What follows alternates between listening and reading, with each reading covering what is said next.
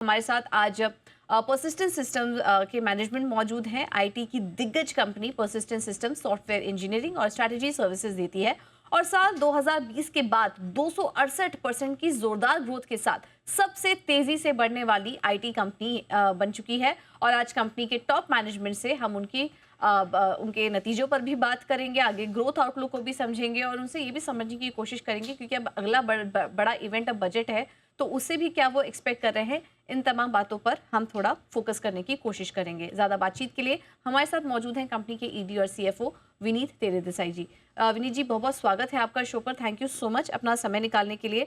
Sir, नतीजों पर हम बात करेंगे, लेकिन इस वक्त जो जियोपॉलिटिकल टेंशन का माहौल है, टैरिफ वॉर को भी लेकर, ट्रेड वॉर को भी लेकर एक अनसर्टेनिटी बनी हुई है, उसको लेकर भी कुछ क्लैरिटी नहीं आ रही है, ट्रेड डील को भी लेकर। तो ऐसे में इस पूरे माहौल में सबसे ज़्यादा तो इम्पैक्ट हम देख रहे हैं वो एक्सपोर्टर्स पर पड़ रहा है। तो IT sector as a whole वो कैसे इस सिचुएशन को एनालिसिस कर रहा है और आपके आने वाले समय के लिए क्या स्ट्रैटेजी होगी? सबसे पहले धन्यवाद मुझे आपके शो पे बुलाने के लिए और आपके सभी दर्शकों को नए साल की हार्दिक शुभकामनाएं। देखिए, एक्सटर्नल एनवायरनमेंट पिछले कई क्वार्टर से ऐसे ही चैलेंजिंग रहा है। हमने देखा है कि हमारे सभी क्लाइंट से जब भी बात करते हैं उनके लिए भी कोई चीज़ें अलग नहीं है, हमारे कंपटीशन के लिए भी कोई चीज़ें अलग नहीं है। सो हम जो ये सिचुएशन में हमारे हाथ में क्या है कि हम कस्टमर के साथ क्लोज रहते हैं, उनकी प्रॉब्लम्स समझने की कोशिश करते हैं, हमारे क्रिएटिव सॉल्यूशंस लेके जाने की कोशिश करते हैं। कैसे देखें कि उनकी रेवेन्यू में बढ़त आए या कॉस्ट में कॉस्ट कम हो जाए। सो इस पे हमारा टेक्नोलॉजी यूसेज करके फोकस रहता है और अभी यही हमारी नीति रही है कि जो एक्सटर्नल एनवायरनमेंट है वो सभी के लिए सेम है। उसमें हम यूनिक कैसे बने, हम कस्टमर्स के साथ कैसे रहे और उनको ज़्यादा से ज़्यादा सॉल्यूशन करके उनके ग्रोथ में हम पार्टनरशिप करें। तो यही हमारा फोकस एरिया रहा है। हम्म। सर, इस बार आईटी सेक्टर में स्पेसिफिकली अगर देखें तो एक चीज़ और इम्पैक्ट कर रही है इस बार के नतीजों में, और वो है जो नया लेबर कोड आया है उसका भी इम्पैक्ट हम सभी कंपनियों में देख रहे हैं, किसी में कम किसी में ज़्यादा, लेकिन इम्पैक्ट दिख रहा है। ये असर आपके भी नतीजों में दिखा है, तो इसका कितना इम्पैक्ट आया है और आगे कितने क्वार्टर तक ये जो असर है ये रहेगा इस नए लेबर कोड का? सी, लेबर कोड्स की मेजर 3 एरियाज़ में इम्पैक्ट है। ग्रेच्युटी, लीव एनकैशमेंट और जो फिक्स्ड टर्म एम्प्लॉइज़ के लिए ग्रेच्युटी की प्रोविज़न है। तो जो तुम्हारे रेगुलर एम्प्लॉइज़ के लिए जो ग्रेच्युटी की प्रोविज़न है, वो तो हमने वन टाइम कैच अप में कर ली है। दूसरी जो लीव एनकैशमेंट में है, उसकी भी हमने प्रोविज़न कर दी है ये क्वार्टर में और वो कैच अप है। अभी देखिए, लीव एनकैशमेंट काफ़ी जगह शॉप एंड एस्टेब्लिशमेंट एक्ट के अंदर आता है। तो हम we are waiting for some more states to still come out with their rules. तो सभी स्टेट्स ने अभी तक रूल्स नोटिफाई नहीं किए हैं। तो जो मेजर स्टेट्स है वहाँ से अभी रूल आने बाकी है। बट हमने कंजर्वेटिव बेसिस पे जो प्रोविज़न हमें लगी कि जो एक्सटेंडेड डेफिनेशन है वेजेस का, उसके बेसिस पे हमने ऑलरेडी प्रोविज़न करके रखी है। जो सब फिक्स टर्म एम्प्लॉयज़ या सब कॉन्ट्रैक्टिंग एम्प्लॉयज़ जो बोलते हैं, वहाँ अभी तक डायरेक्ट इम्पैक्ट तो कोई है नहीं। वहाँ हमें we have to look at कैसे हम कॉन्ट्रैक्ट्स को उनके नेगोशिएट करें और इंश्योर करें कि उनको भी फिक्स टर्म एम्प्लॉयज़ को भी बेनिफिट मिले और कंपनी को भी ज़्यादा खर्चा ना बढ़े।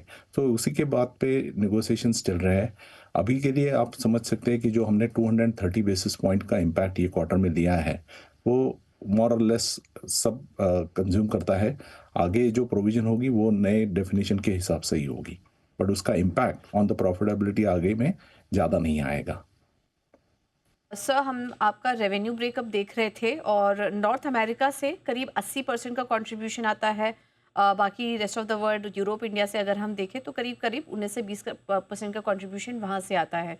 तो क्या कुछ ज्योग्राफी वाइज आपकी स्ट्रैटेजी होगी आगे इसको और डाइवर्सिफाई करने की? इसके अलावा किस वर्टिकल से इस बार ज़्यादा सपोर्ट मिला है?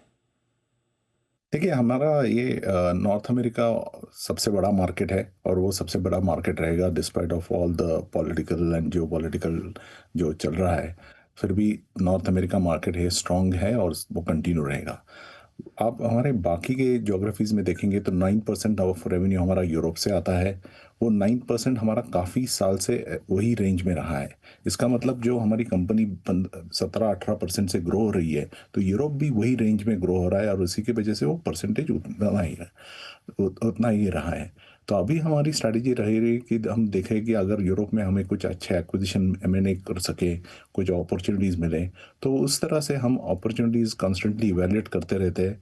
अभी तो कोई ऐसी खास बात है नहीं कि जो हम बता सके। जिस दिन we are in the position to tell कि कुछ अपॉर्चुनिटी है, तो मार्केट में बता देंगे। बट अभी के लिए हमारा फोकस यही है कि जो टॉप हम 100 कस्टमर्स हैं हमारे नॉर्थ अमेरिका, यूरोप में, उनके ऊपर फोकस करें। जो हमारे वर्टिकल्स है, banking, financial services, health care, life sciences, high tech vertical, उनके फोकस करके उनके ऊपर अकाउंट्स में माइनिंग करें। एआई लेड सॉल्यूशंस जो हमारे हैं वो कस्टमर्स के पास लेके जाए। उनकी रेवेन्यू में ग्रोथ या कॉस्ट में कम करने की कोशिश करें। और यही स्ट्रैटेजी रहेगी जब तक कोई एक अच्छा अपॉर्चुनिटी नहीं आती। सर, हम देख रहे हैं कि जियोपॉलिटिकल टेंशन्स तो अपनी जगह है ही। काफ़ी सारी कंपनियों ने अपनी स्ट्रैटेजी में बदलाव किया और अब डोमेस्टिकली वो काफ़ी फोकस कर रहे हैं। ऐसे में आपकी भी क्या स्ट्रैटेजी हो रही है? डोमेस्टिक घरेलू अपॉर्चुनिटी आप कितनी देख रहे हैं? और इसमें एक सवाल मैं और क्लब करना चाहूँगी, अब अगला बड़ा इवेंट जो है वो बजट का भी है। तो डोमेस्टिक फ्रंट पर किस तरह की पॉलिसी सपोर्ट की आप उम्मीद कर रहे हैं सरकार से? सो देखिए, हम इंडिया हमारा काफ़ी अच्छा मार्केट है। Almost 9% plus of the revenue हमारा इंडियन मार्केट से आता है। हम बैंकिंग, फाइनेंशियल सर्विसेज के काफ़ी क्लाइंट्स के साथ काम करते हैं। उनके की एप्लीकेशंस में परसिस्टेंट का सबसे बड़े bank, private sector, public sector में हमारा हाथ है। तो हम कंट्रीब्यूट करते हैं उनके टेक्नोलॉजी ग्रोथ में। सो ये इंडिया फोकस मार्केट है और वो कंटिन्यू रहेगा। हमें देखना है कि एक्चुअली हम वहाँ कुछ हेल्थ केयर और हाईटेक जो वर्टिकल्स है या अदर कोई अदर वर्टिकल्स है, वहाँ हम कैसे हमारे सॉल्यूशंस लेके जाए। तो इंडिया डेफिनेटली फोकस मार्केट है और वो कंटिन्यू रहेगा। बजट से मैं हमारी इंडस्ट्री स्पेसिफिक ऐसी कोई मेरी हमारी तरफ से कोई मांग नहीं है। Obviously simplification of the processes and laws is always a constant demand. But मैं यही कहूँगा कि एआई ये एक बड़ी टेक्नोलॉजी वेव है, जेन्युइन टेक्नोलॉजी वेव है। इंडिया को ये अपॉर्चुनिटी मिस नहीं करनी चाहिए और इसके लिए सरकार की तरफ से जो कुछ भी इंसेंटिव दे सकती है कि ये इंडस्ट्री सपोर्ट करे, इंडस्ट्री को सपोर्ट करे। और उसमें मैं सिर्फ आईटी सर्विसेज या की नहीं बात कर रहा हूँ, पूरे स्टार्टअप इकोसिस्टम की बात कर रहा हूँ, पूरे डेटा सेंटर, क्लाउड मैनेजर।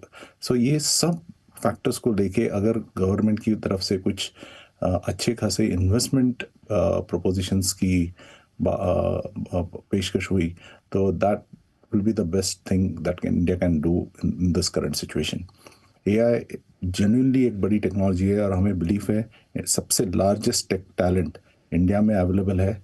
और ये टैलेंट को सपोर्ट करने के लिए और ये इंडस्ट्री में सबसे हमारा अच्छा मेजॉरिटी स्टेक लाने के लिए government should give some good amount of support.